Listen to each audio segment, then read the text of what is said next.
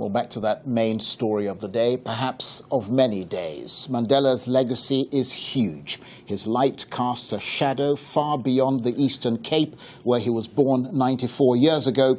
Beyond the South Africa he's regarded as the father of, across all of the continent and the world as a whole.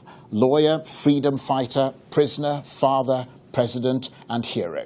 Tina Millman has been assessing a career that makes Mandela bestride this world. Nelson Mandela, South Africa's first black president, is known throughout the world as a towering statesman, the man who led his country through bloodshed and turmoil to democracy. Mandela was born in the Transkei region on July 18, 1919, the son of a Xhosa chieftain who went on to study law. After the introduction of apartheid in 1948, he and other young radicals took over the leadership of the African National Congress, turning it into a militant campaigning political organization. Mandela was among the first to advocate armed resistance, going underground in 1961 to form the ANC's armed wing. In 1962, he was captured and sentenced to 5 years for incitement and for illegally leaving the country. In 1964, while still in prison, Mandela and another ANC leader were given a life sentence with hard labor for treason. Mandela served 27 years. He became the world's most celebrated political prisoner, despite the fact that few people at the time knew what he even looked like. He walked free from prison on February 11th with his wife Winnie to a huge international welcome.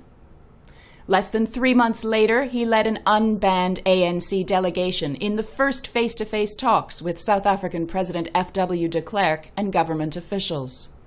Mandela's election as ANC president in July 1991, replacing the ailing Oliver Tambo, gave him greater authority to negotiate with the white-led government. Winnie was convicted of kidnapping 4 youths and of being an accessory to assault. The couple divorced. Mandela and de Klerk were jointly awarded the 1993 Nobel Peace Prize for their efforts in ending white domination and paving the way for South Africa to become a multiracial democracy. Although he accused de Klerk's government of not doing enough to stop political and racial violence, Mandela agreed to accept the joint prize as a gesture of reconciliation. While Mandela has spoken angrily of the years in prison, he has not dwelt in public on his suffering behind bars.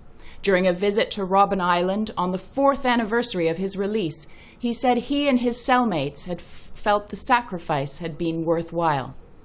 After more than 3 years of negotiations, an interim constitution was adopted and campaigning in South Africa's first all-race elections began.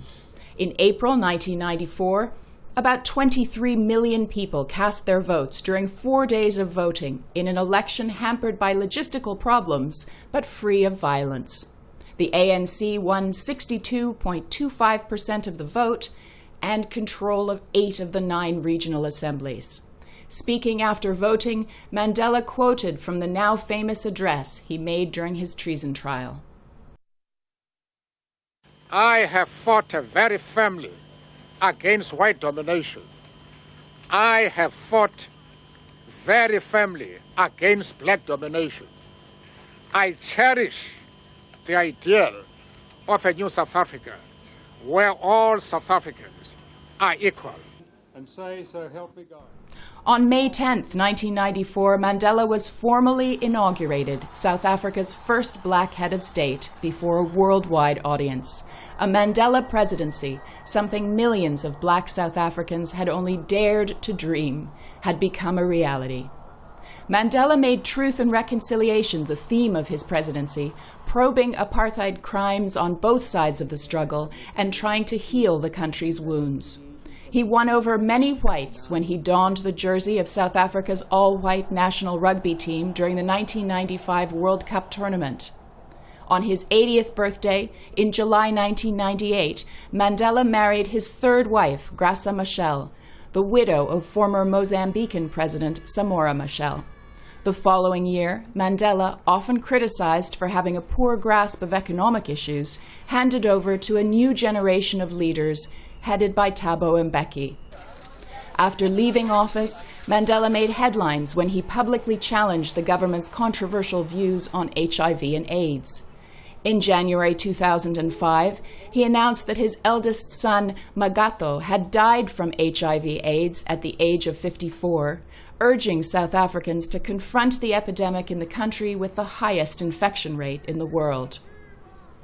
Months of international celebrations marked Mandela's 90th birthday throughout the summer of 2008. Plans for Mandela to attend the opening game of the Soccer World Cup in Johannesburg in June 2010 were cancelled following the death of his 13-year-old great-granddaughter Zenani in a road accident. Mandela and Graça Machel briefly toured the Soccer City Stadium during the closing ceremony of the tournament, where he received an ecstatic welcome from the crowd. It was to be his last major appearance.